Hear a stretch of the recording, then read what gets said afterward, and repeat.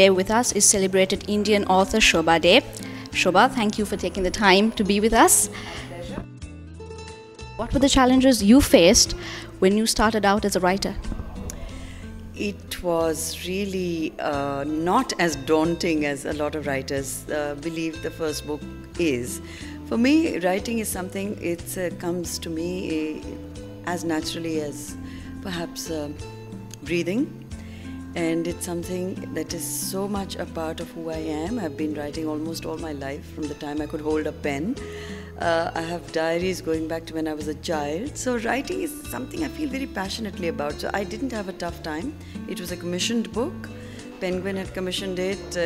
It was a success from the word go. My very first book was a bestseller. I've written 16 books since then. And what I understood very early on in my career as a writer is that you need a lot of discipline for it, you need a lot of slog, you need a lot of commitment. But at the end of it all, you should really enjoy what you're doing. Otherwise, there's no point. Your enjoyment, your passion should communicate itself to your reader. Your first novel pioneered an era of feminist writing in India. How was that time, and how did you find the courage to continue despite the cultural backlash? Well, the backlash continues on one level or the other. But when I wrote my first book, I was already writing columns in the newspapers, and my voice has always been pro-women, without it being labeled feminist, because I think feminism, especially as it is understood in the West and as we try and live it in Asia, is a very different, they're two very different systems. In the West, it's a much more political kind of an approach to pushing for change, whereas in Asia, it's a cultural change that we address within ourselves first before we transform society. But I had absolutely no doubt in my mind this is what I wanted to do, and like I said at my talk yesterday, you have to be fearless, you have to be truthful. And if that's what you believe very strongly in, you should be able to say it and take the consequences. And if it means it leads to a lot of criticism, so be it. You started, you studied psychology, you took up modeling, and then you took up journalism. Three complete different fields. How did you? Psychology was what I graduated with, and I'm so glad because it's really given me an excellent background, not just for my writing, but perhaps understanding people and understanding myself and interacting with the world. It's just helped me a lot in negotiating my way through life. As far as modeling was concerned, I was very young at the time. I was 17 years old. I wasn't a graduate. There weren't too many career options for a young girl who didn't have a degree at that stage, and I was made an offer from a modeling agency to get into modeling, and I took it up as more like an adventure really. And I've modeled for about 5 years, because modeling is not a long-term career for most people. It's your shelf life is so short.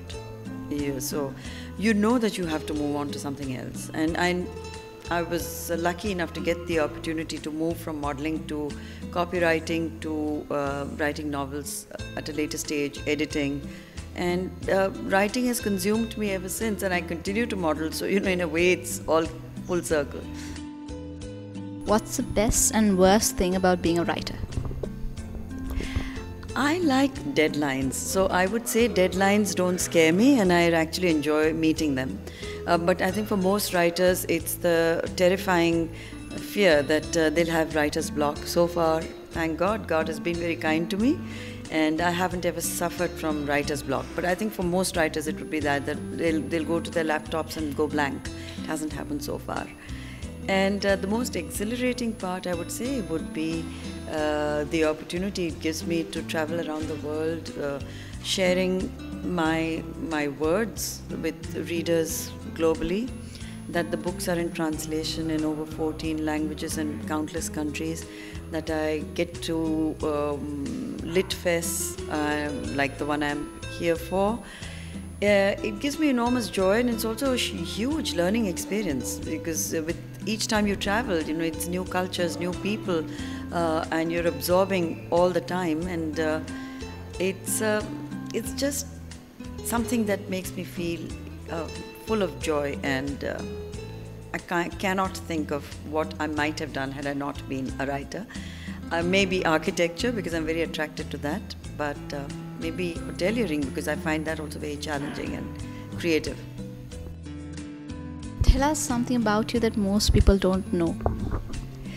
That I sing, I enjoy singing, and